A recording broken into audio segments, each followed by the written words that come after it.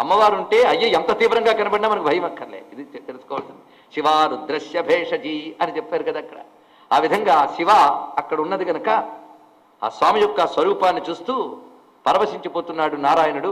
దేవతలందరూ కూడా ఆనందంగా కుసుమృష్టి కురిపిస్తూ వాళ్ళు కూడా ఆ నాట్యాన్ని చూడడం ప్రారంభించారు.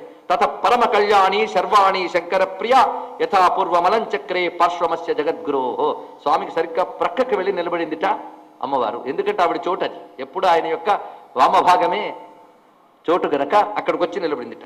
సాదేవి జగతాం మాత ఫుల్ల పద్మ సమానన.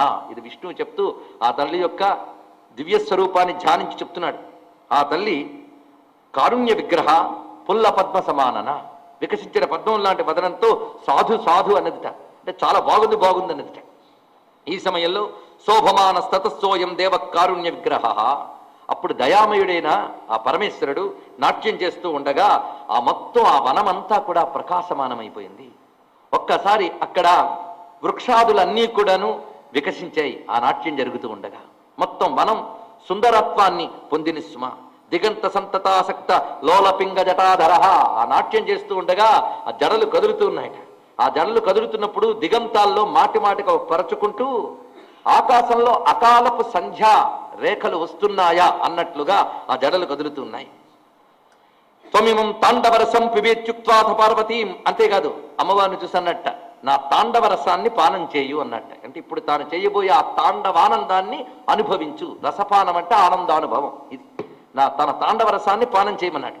అదేవిధంగా అక్కడ ఉండి చూస్తున్నాడు ఎవరు? వృషభుడు, నందీశ్వరుడు. ఆయన్ని చూసి ఆదిదేశ వృష త్వంచ భవతుష్ట ఇతీశ్వర, నువ్వు కూడా నా తాండవరసాన్ని పానం చేయు అని చెప్తూ ఆయన నాట్యం చేస్తూ ఉంటే చూస్తున్న వారందరూ మోహితులై పరవశించిపోతూ తతస్థ మోహితాత్మాన సర్వేతే ముని పుంగవాహ శివ శంకర దేవా ఇది వదంతో వినయాన్వితా.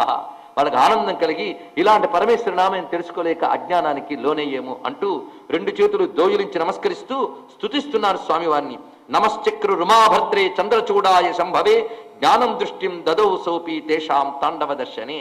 ఆ తాండవాన్ని చూస్తూ ఒకవైపు సంభ్రమానికి లోనైపోతూ చూడాలనే ఆనందం, చూడలేనటువంటి ఆ తీవ్రత, ఈ రెండిటి భావాల్లో గురి అవుతున్నటువంటి ఆ మునులకి ఒక్కసారి పరమేశ్వరుడు జ్ఞాన దృష్టినిచ్చేట.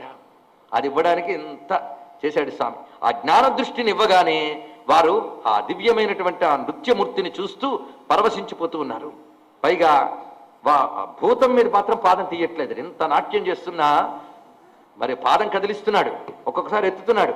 భూతం తప్పించుకుపోవడానికి వీళ్ళు కూడా మళ్ళీ దాని మీద పాదం వేస్తున్నట్ట. భూతాన్ని మాత్రం విడిచిపెట్టట్లేదు. అది చూస్తూ అనుకుంటున్నట్ట ఈ ఋషులందరూ. జిఘాంసరివ తద్భూతం పదా తస్యోపరిస్థిత తదాగసాం వినాశాయ సంచితానాం భవే భవే. స్వామి, నువ్వు తొక్కి నశింపజేస్తున్నది భూతాన్ని కాదు, మేము జన్మ జన్మల నుంచి సంపాదించుకున్న పాపరాశినంతటి కూడా నువ్వు నశింపజేస్తున్నావయ్యా అని నమస్కారం చేస్తే వారందరూ కూడా. ఇందులో కనబడిన అంతరార్థాన్ని మనం ఒక్కసారి భావన చేద్దాం. వీళ్ళు సామాన్యులుగా ఋషులు మునులు. వీళ్ళు అగ్నిహోత్రంలో అనేకమైన ఆహుతులు వేసి దాని నుండి శక్తులు సురించి పరమేశ్వరుడి వైపు పంపించేట. ఇది అంతా కూడా అహంకారాన్ని ఈశ్వరార్పణ చేయడమే ఇందులో కనబడుతున్న భావం. ఈ యజ్ఞంలో కనబడుతున్న అంతరార్థం అంతా కూడా అహంకారాన్ని ఈశ్వరార్పణం చేయాలి. ఎవడు అహంకారాన్ని శివార్పణం చేస్తాడో వాడికే శివతాండవం దర్శనమిస్తుంది. ఇది తెలుసుకోండి. శివతాండవం అంటే అర్థం ఏంటి? విశ్వంలో జరిగే ప్రతి విన్యాసము ఈశ్వరుని యొక్క శక్తి విలాసమే. ఇది శివతాండవం అంటే. ఇది మనకు తెలిసే మన అహంకారం ఉంటుందా అండి? అహంకారం పోతే కానీ తెలియదు. అదొకటి ఉన్నది విశేషం. అహంకారం పోతే కానీ తెలియదు. అయితే ఇన్ని సాధనలు చేస్తూ చేస్తూ జీవితంలో అలా వెళ్ళిపోవలసిందేనా? దానికి ఎప్పటికైనా ఒక సిద్ధి కావాలి కదా, అది ఇవ్వడానికి పరమేశ్వరుడు వచ్చాడనమాట. కనుక అజ్ఞాన నాశనం చేస్తున్నాడు. అందుకు ముందు వచ్చినటువంటి ఆ పులి కానీ అది కూడా అహంకారానికి సంకేతమే. ఆ పులి దూకేటువంటి ఆ తత్వము. అదేవిధంగా వాళ్ళు వేసినటువంటి భూతం ఏంటో వాళ్ళే చెప్పుకున్నారు. జన్మ జన్మల నుంచి మేము సంపాదించుకున్న పాపరాశి అది. అది అంటే నేను అనే భావం చేత ఏవేవి పోగు చేసుకున్నావో అవన్నీ ఈశ్వరుడికి వెళ్ళిపోయాయి. జ్ఞానాగ్నిలో అవన్నీ హుతమవుతున్నాయన్నమాట. అవన్నీ పరమేశ్వరుడు ఏం చేశాడు? మళ్ళీ అవి తిరిగి రాకుండా తన కంట్రోల్లో పెట్టేశాడు అవి. అది జరుగుతున్నది. పైగా వాక్కులు మువ్వలైపోయేట. దీని అర్థం ఏంటి? కొంత అహంకారం వాక్కులతో ఉంటుందండి. వాక్కులు ఏమిటి? మనం ఇది చదివాము అది చదివాము అని. పైగా చదివితే చాలా ప్రమాదాలు ఉంటాయి, చదవకపోతే ఇంకా ప్రమాదంగా ఉంటుంది. అది చిత్రం. చదువుతున్న కొద్దీ చదవకముందు ఒకటే అజ్ఞానంట, చదివిన తర్వాత బోళ్ళు పెరుగుతాయట, సందేహాలు అజ్ఞానాలు.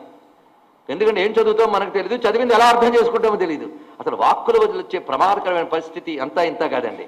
ఒక మహాగ్రంథాన్ని కూడా దుర్బుద్ధితో చదివితే దాన్ని కూడా కువ్యాఖ్య చేసేవాళ్ళు మహానుభావులు మనకి ఈ రోజుల్లో కనిపిస్తున్నారు.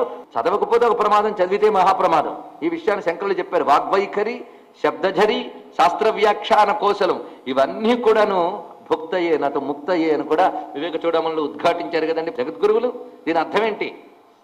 అందుకే శబ్దజాలం మహారణ్యం, చిత్త విభ్రమ కారణం అన్నారు. అక్కడ చిత్త విభ్రమ కారణం అది. అందుకు దానివల్ల వచ్చే అహంకారాలు ఉంటాయి. అయితే ఈ వాక్కులన్నీ శివ పదార్పణమైపోయాయా, నీకు పర్వాలేదు, అది జరగవలసింది. అందుకు ఆయన ఏం చేశాడు? ఈ వాక్కులన్నీ కలిపి చక్కగా చుట్టేసి పాదాలకు కట్టేసుకున్నాడు. ఇందులో జరిగిన లీల ఏమిటి? అందులో కనబడుతున్నది ఏమిటి? అహంకారంతో సంపాదించుకున్నవన్నీ కూడా అగ్నిలో హుతం చేయగానే ఈశ్వరార్పణమైపోయాయి. అది ఇందులో చెప్తున్న మరొక విశేష. ఆకలికి అగ్నిహోత్రం కూడా పట్టేసేట. అంటే కర్మగతమైనటువంటి అగ్నిహోత్రం అంటే కర్మలకి ప్రతీక. ఆ కర్మ కూడా ఈశ్వరార్పణం అయిపోయినది.